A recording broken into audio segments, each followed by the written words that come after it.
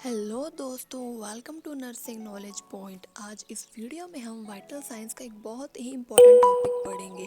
अगर आप nursing ANM GNM BSc या बिगनर स्टूडेंट्स हो तो ये वीडियो आपके लिए बहुत ही इम्पोर्टेंट होने वाली है। वीडियो के लास्ट तक ज़रूर देखना। आज का टॉपिक है हमारा वाइटल साइंस के अंदर रेस्पिरेशन, जिसे हम श्वसन भी कहते हैं। तो अब हम इसकी डेफिनेशन देख लेते हैं। A physiological process where inhale and exhale by a client that is known as respiration. Respiration का मतलब होता है सांस लेना और सांस छोड़ना। इस प्रोसेस में हम ऑक्सीजन को बॉडी के अंदर लेते हैं और कार्बन डाइऑक्साइड बॉडी से बाहर निकालते हैं, और इसी प्रोसेस को हम रेस्पिरेशन कहते हैं। नेक्स्ट हम बात करते हैं रेस्पिरेशन रेगुलेशन सेंटर।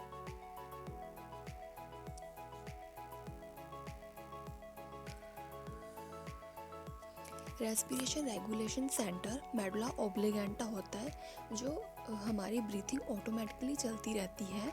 हमें इसे याद रखने की ज़रूरत नहीं पड़ती। इसका यही रीज़न है कि जो रेस्पिरेशन कंट्रोल होता है वो ब्रेन के एक पार्ट में होता है जिसका नाम मेडुला ऑब्लिगेंटा होता है। अब आपको ये पता है कि रेस्पिरेशन क्यों इम्पोर्टेंट होता है? क्योंकि बॉडी को ऑक्सीजन मिलती है और सेल्स को एनर्जी भी मिलती है। इससे क्या होता है, पेशेंट की कंडीशन का भी पता चलता है, इसलिए रेस्पिरेशन को वाइटल साइन माना जाता है। अब हम नेक्स्ट बात करते हैं नॉर्मल रेस्पिरेशन रेट। अडल्ट के अंदर 12 से 20 ब्रीथ पर मिनट होता है। चिल्ड्रन के अंदर 20 से 30 breathe per minute and newborn के अंदर 30 से 60 ब्रीथ पर मिनट होता है। और याद रखिए, एक ब्रीथ का मतलब होता है एक इनहेल और एक एक्सहेल। और ये जो वैल्यूज़ होती हैं ये एग्ज़ाम के लिए बहुत ही इम्पोर्टेंट होती है, इनको याद रखना। नेक्स्ट हम बात करते हैं टाइप ऑफ रेस्पिरेशन। ये दो टाइप्स के होते हैं, इंटरनल रेस्पिरेशन और एक्सटर्नल रेस्पिरेशन। जो इंटरनल रेस्पिरेशन होता है वो क्या होता है, exchanges of gases between blood and tissue और ब्लड के बीच के अंदर जो गैसेस का एक्सचेंजेस होता है वो इंटरनल रेस्पिरेशन होता है। External respiration, exchanges of gases between blood and alveoli. जो ब्लड एंड एल्वोलाई के अंदर गैसेस का एक्सचेंज होता है, जो गैसेस का आदान प्रदान होता है इन दोनों के बीच में, उसे एक्सटर्नल रेस्पिरेशन कहते हैं। तो यहाँ तक हमारा ये क्लियर हो गया। नेक्स्ट हम बात करते हैं कैरेक्टरिस्टिक्स ऑफ रेस्पिरेशन। पहला आता है rate, number of respiration in a minute. एक मिनट के अंदर पर्सन या पेशेंट के द्वारा जो ली जाने वाली रेस्पिरेशन होती है, जो नंबर्स होती हैं, उनकी संख्या होती है, वो रेट कहलाती है। जो नॉर्मल होती है 12 से 20 ब्रीथ पर मिनट होती है, वो रेट होता है। नेक्स्ट है rhythm, continuity of respiration without stoppage. Rhythm का मतलब होता है रेस्पिरेशन जो सिस्टम होता है वो रेगुलरिटी रहे उसके अंदर। रिदम का पता लगाने के लिए चेस्ट का असेसमेंट करते हैं। जो सांस होती है, जो ब्रीथ होती है, वो स्मूथ चल रही है नहीं चल रही, वो रिदम से ही पता लगता है। तो नेक्स्ट है depth, volume of air in each respiration. जो हर रेस्पिरेशन प्रोसेस में जो पर्सन के द्वारा इंस्पिरेशन और एक्सपिरेशन होता है, जो सांस ले रहा है और सांस छोड़ रहा है, का जो एवरेज होता है और उसकी वॉल्यूम डेप्थ होती है, उसे ही हम डेप्थ ऑफ रेस्पिरेशन कहते हैं।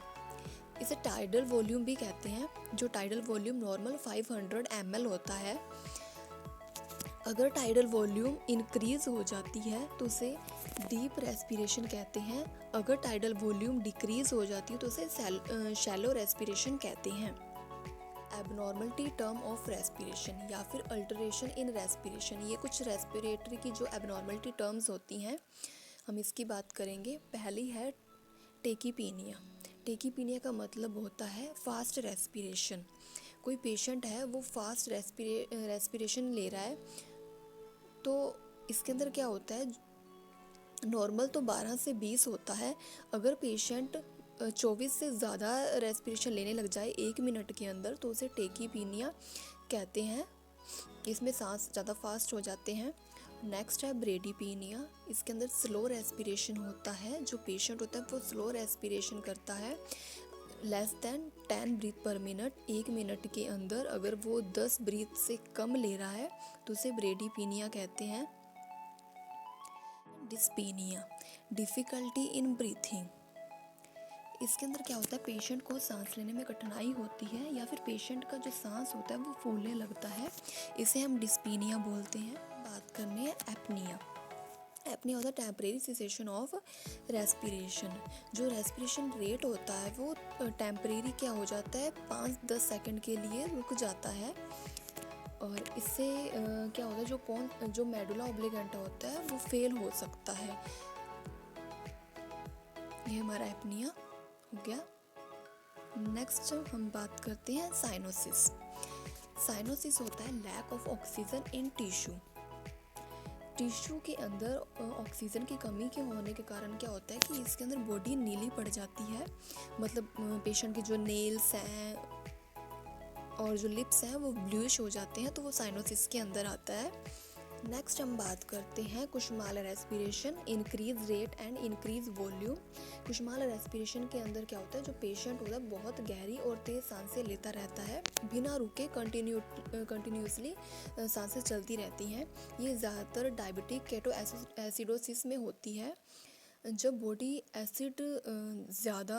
के अंदर ज़्यादा एसिड हो जाता है तो बॉडी क्या करती है, उसे बाहर निकालने के लिए डीप और फास्ट रेस्पिरेशन करती है। पर एक इम्पॉर्टेंट बात होती है, जो कुशमाल रेस्पिरेशन होता है वो कोई नॉर्मल ब्रीथिंग नहीं होती, ये एमरजेंसी कंडीशन का साइन होता है।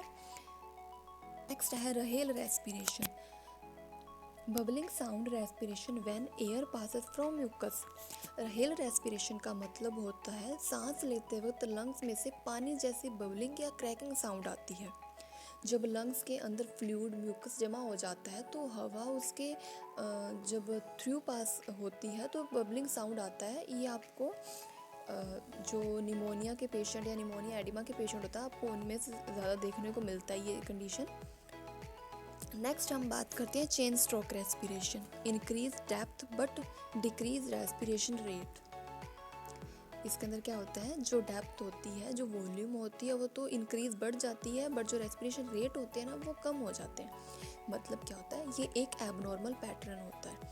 इसमें जो पहले जो सांस होते हैं वो धीरे धीरे गहरे होते जाते हैं, फिर धीरे धीरे हल्की होती जाती है।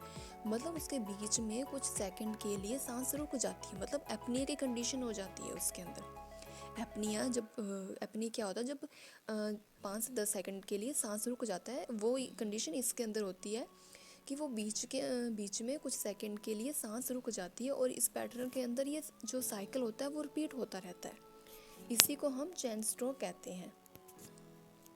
ब्रीथिंग पैटर्न कैसा होता है, मैं आपको स्टेप बाय स्टेप बताती हूँ। पहले क्या होता है, सांस हल्की होती है, फिर जो सांसें होती हैं वो धीरे धीरे गहरी होती है, फिर उसके बाद में धीरे धीरे हल्की होने लग जाती है, फिर कुछ सेकंड के लिए गैप आ जाता है, मतलब एपनिया हो जाता है, कुछ सेकंड के लिए सांसें रुक जाती है, और ये जो साइकिल होता है वो बार बार रिपीट होता है। जो ब्रेन इंजरी, हार्ट फेलियर और स्ट्रोक, सीवर जो इलनेस होते हैं उन पेशेंट में आपको चेन स्ट्रोक रेस्पिरेशन देखने को मिलता है। तो आप लोगों को यहाँ तक क्लियर हो गया होगा। तो फ्रेंड्स, ये था रेस्पिरेशन वाइटल साइंस का कंप्लीट एक्सप्लेनेशन। अगर आपको वीडियो समझ आया हो तो प्लीज़ लाइक शेयर सब्सक्राइब ज़रूर करें। कमेंट में आपको नेक्स्ट टॉपिक कौन सा चाहिए आप ये भी ज़रूर करें।